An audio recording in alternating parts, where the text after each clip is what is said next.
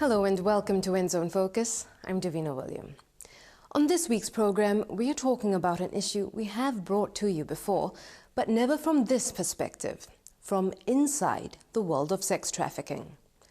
Criminal investigator Daniel Walker has been involved in the rescue of many young women and children from brothels around the world, and his evidence has resulted in the prosecution of people responsible for the abuse. But it is dangerous work and not usually spoken about.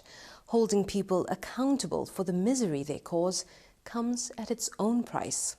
Daniel Walker shared his story with Andrew Urquhart, and you may feel that some of the content is not suitable for younger viewers. Daniel, thank you very much for joining us today. Thanks for having me. When we look at the problem of human trafficking, of sexual slavery, this is a huge issue around the world. It is. There are more people in slavery today than at any other time in human history. And the fastest growing form of slavery is human trafficking.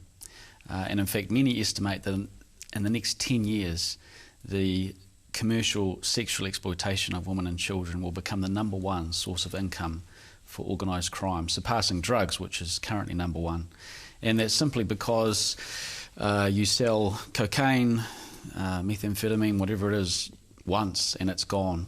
But you get a small boy and a small girl, you sell them many times a day, and the profits are astronomical, more than $32 billion a year. And the penalties, if you get caught, are less than they are for selling drugs. It's the fastest growing crime in the international for organised criminal groups around the world. Why has this taken off so much? Is it simply greed, or is it a supply and demand thing? I think a combination of factors. I think ultimately human trafficking, modern day slavery is growing exponentially because they can. Because globalisation, the ease with which people are transported, tourism, the internet, poverty, all of those factors combined make a real toxic concoction which allow the most vulnerable to be transported, sold, bought, exploited. And people can make a lot of money by selling women and children in the sex industry. For people who get trapped into prostitution, who get trapped into this sex trafficking, how does that process happen often? Well, I can give you an example. Maria was 12 years old. She came from a very poor family, and some men offered her and her mother a way out, a job in a neighbouring country where she could earn enough money to send home to support her family. So with the blessing of the family, she went with these men. But immediately upon arrival in the next country, she was taken to a brothel, not a clothes factory as had been promised. And she was told that actually you're not going to be selling clothes, you're going to be selling your body. And you have a $5,000 US debt to pay off, and you're not free to leave until you pay off that debt in full. They raped her, brutalised her, and broke her basically, and threatened her, told her what would happen if she ever tried to escape or ever told the authorities about what was going on, and not just threatened her, but threatened her family back home. Maria was courageous. First opportunity she got, she escaped. Mm-hmm. She ran to the local police station, she burst through the doors and told them exactly what had happened. But the local police took her straight back to the brothel. They provided protection for the criminals that worked there. They got money from this enterprise and free girls whenever they wanted them. Mm. So when I met Maria, she was about 15 going on 16. She'd been there for 2 or 3 years, and she had absolutely no recourse to justice. Maria's story, that is replicated, different specific details perhaps, but this is very similar for millions of people in the world today. Yes, sadly millions of people. The youngest child I've ever carried out of a brothel was 5 years old. But obviously goes right through to adult women who are promised legitimate modelling contracts, work in sales, all manner of jobs. And many of them travel from within a country but also internationally. And as I said, organised criminal groups sometimes are using their networks around the world to move women and children from country to country, only to arrive at their destination and find out that they are part of the global rape-for-profit industry, from which they often have no escape. How did you get involved with this? Because, I mean, you trained as a police officer in New Zealand. How did you get involved in this international rescue? I was at university in New Zealand when I heard about the story of some young girls, as young as my little sister, who was, I think, 12, 13 years old at the time, who were being sold on the streets.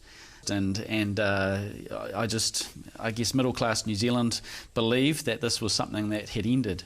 So to find out that it was actually more prevalent than ever really shocked me. And ultimately I got a scholarship to go and study in the United States under a guy called Tony Campolo, and did a master's degree in in community development, how to go to a third world nation that struggles with issues of poverty and injustice and do something about it.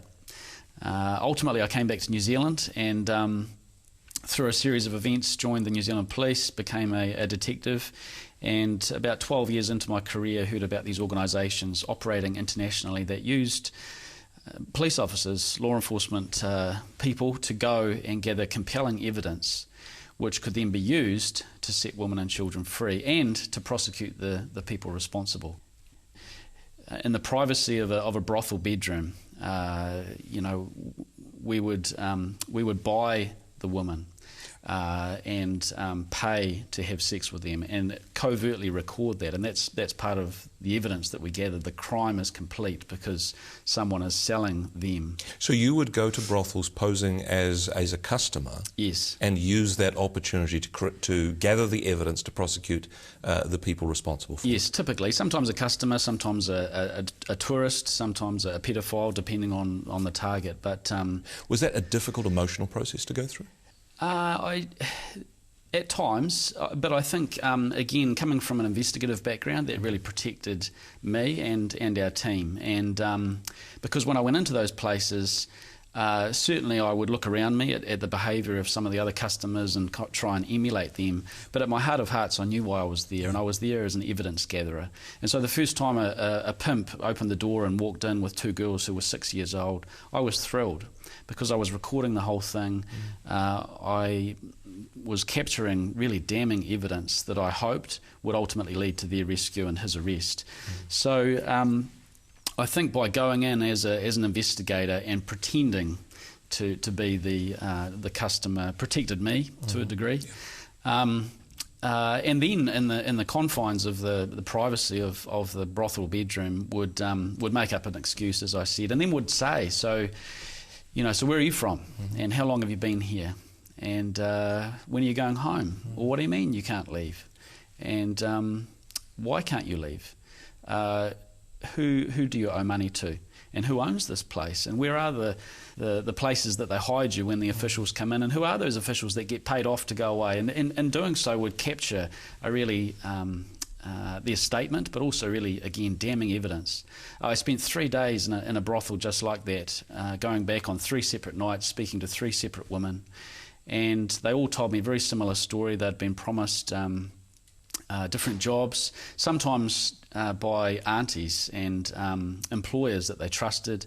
They had travelled across a border, put into a factory where there was approximately 100 women being sold from 7 different nations, all of them desperate to be rescued. And when I communicated a bit of compassion to them, they would take my hand and start to plead and to beg and say, please don't leave me here, please come back for me, and please call my parents. Some of them came from places like Myanmar and Laos and Cambodia and very poor nations and poor families who had absolutely no ability to try and find out where their daughters had gone. Some of those girls that grabbed your hand and looked in your eyes and pleaded, some of those you weren't able to rescue.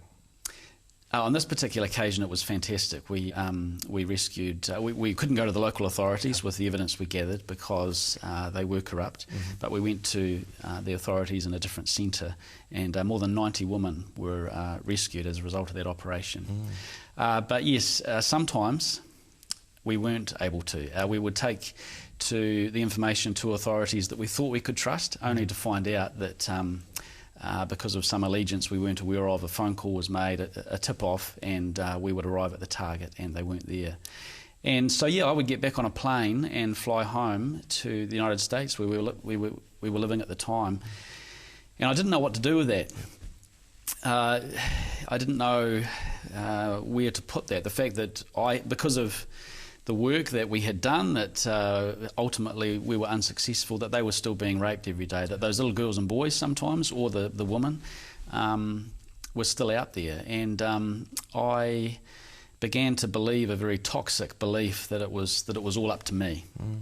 And it just became even more intense and adamant that I would succeed. I would do whatever was necessary to get them out. Now, Daniel, your maleness, pretending to be a customer, that provided an opportunity, gave you access, but there's also a danger in that maleness and an exposure of who you are as a man. Important, I imagine, in these circumstances to make sure that there is the transparency, the accountability, the checks and balances to make sure you're safe in those situations. Yes, absolutely. The very first brothel I went into when I first started this work, I was full of fear. I was afraid of my own fickle, fallible, male, sinful human nature. Very aware of what, as a man, I was capable of. I was afraid of the bad guys with guns, the corrupt officials in that place, and I was afraid of evil. I perceived this place as enemy-occupied territory. Actually, this was the brothel where I met Maria. And I was standing on the dance floor with her, trying to think of an excuse so that I could get out of there. You know, this, as I said, was my first time, and I was terrified. And standing on this brothel dance floor with Maria, I just prayed, like, God, you know, help me get out of here safely without endangering me or her. And as I prayed in that moment, everything changed. And I suddenly saw Maria not as a threat, but as a little girl in whose life evil had completely devoured and consumed. And I was filled with a compassion that was not my own. And this doesn't happen often to me, but the still small voice whispered in my ear, "Greater is he that is in you than he that is in the world." And I was filled just with this overwhelming sense of hatred for evil and anger, all-consuming anger at our indifferent world that so allows its boys and girls to be sold in this way. I think at a time when there are more people in slavery than ever before in history, everyone is called to engage in some way in the fight to set them free. I mean, the biblical narrative is all about God coming to earth on the greatest undercover mission ever completed in the form of a man, because he wanted to set humanity free. And Jesus came, that's the good news, to set us free from everything that enslaves us, everything that enslaves us. If it's not everything, then it's not the whole gospel. And certainly, yes, he came to set us free from sin and that spiritual stuff in our lives that can so easily enslave us. But he also came to set us free from everything that will suck the life out of us, including literal slavery.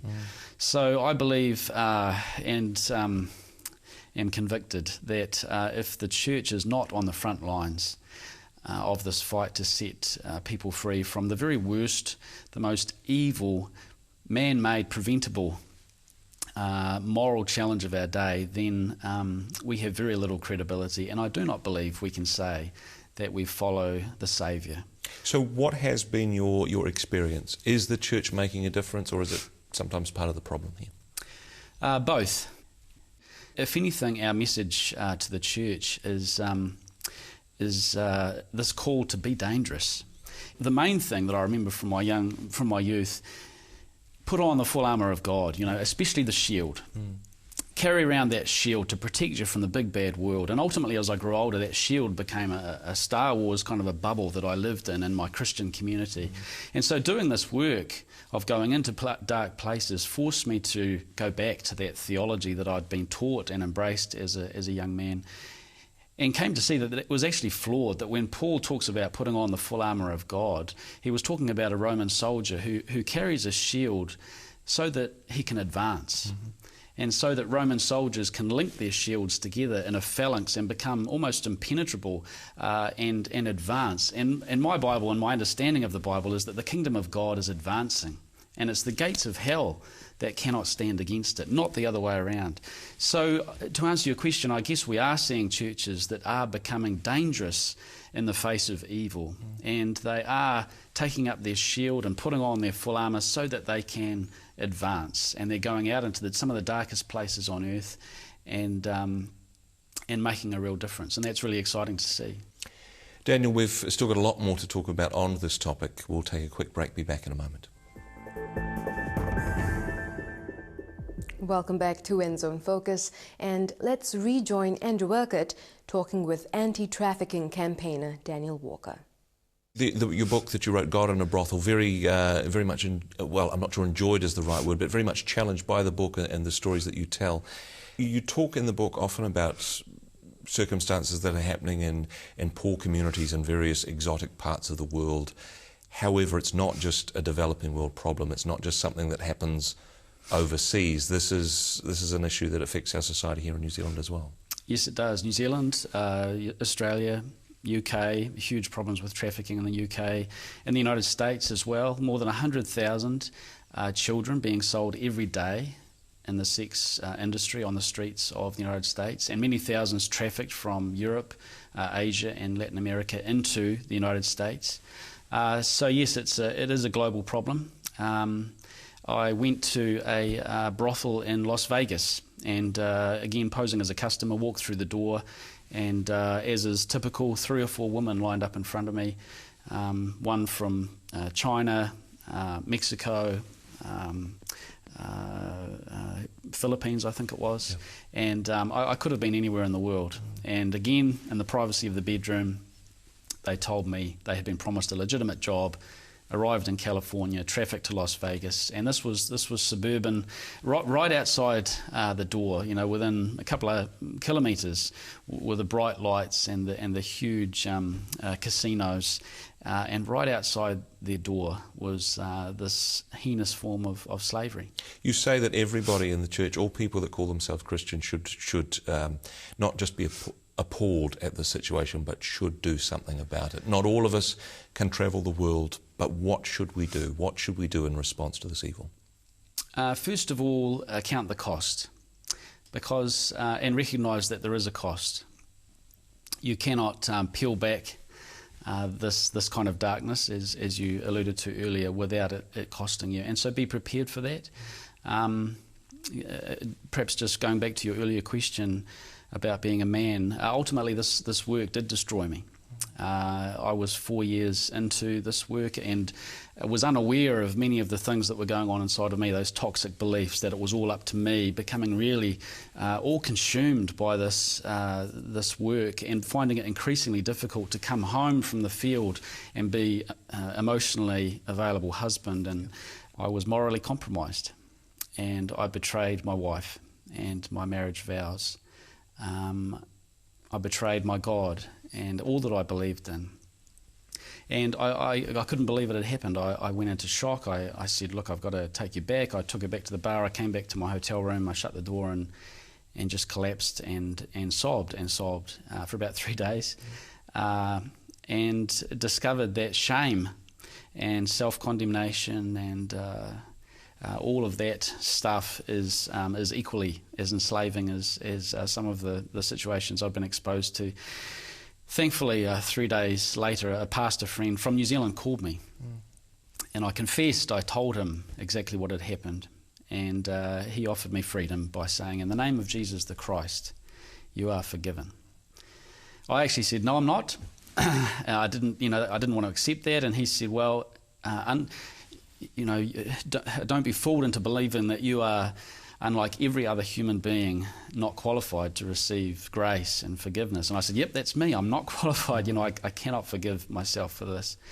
And he said, "Well, you need to look at the women and children that you have rescued, because every day they have to make a choice as to whether they will be defined for the rest of their lives by the shame of their experience, or will you embrace grace and freedom and actually believe that all things can be made new." So it was the beginning of a path to freedom. It took some years for me. I was completely broken. My wife and I came back to New Zealand. We tried to hold our marriage together and ultimately failed. And 2 years later, we divorced. And I had set out to save the most vulnerable, but ultimately ended up hurting those closest to me. So this work, if not done well, if not done right, is very costly. So I suppose I'd say count the cost. Having said that, Invader is a New Zealand initiative which is very intentional about making sure that doesn't happen again. So we have a lot of best practices. We have a really robust recruiting process, HR policies. We only work as part of a team. We never send anyone out by themselves. We always include the spouse or the partner in the decision making. They're fully aware of everything that's going on. Mandatory debriefing for the investigators in the field with a clinical psychologist when they come home. Just all of those best practices to ensure that actually this work is sustainable and achievable in the long term. So this work is really doable. If people have the skills of an investigator, a social worker, a business person, we can use them in Invader. But as you say, not everyone has those skills, but everyone can do something.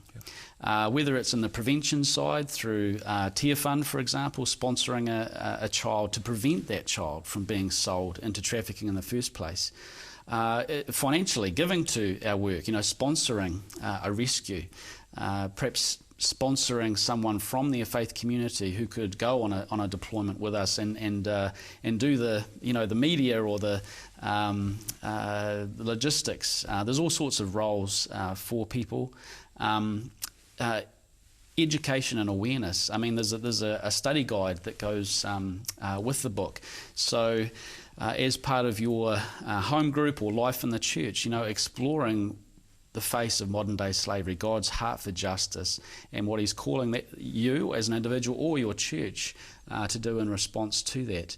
And of course it depends where you are in the world. If you are in a place in the world where slavery is occurring right outside your door, that will change what you are able to do. If you're in a place of the world where there is less trafficking, perhaps you do need to send money, to send teams like Invader to do the work that we do.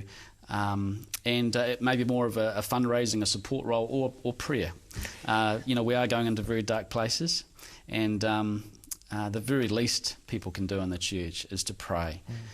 Pray for our teams, pray for the women and children in these places of hell, but not pray that we would be safe. Pray that we would be dangerous, that we would be a dangerous force for good. Daniel, thank you so much for the work that you do. Thanks for joining us today. Thanks for having me. Andrew Urquhart was talking there with criminal investigator and author Daniel Walker. If you'd like more information about how you can support the rescue of victims, do check out www.invader.org. Again, that's invader.org. And these are some of the other organizations also actively involved in trying to help the victims of trafficking. They're tierfund.org.nz and hagerinternational.org.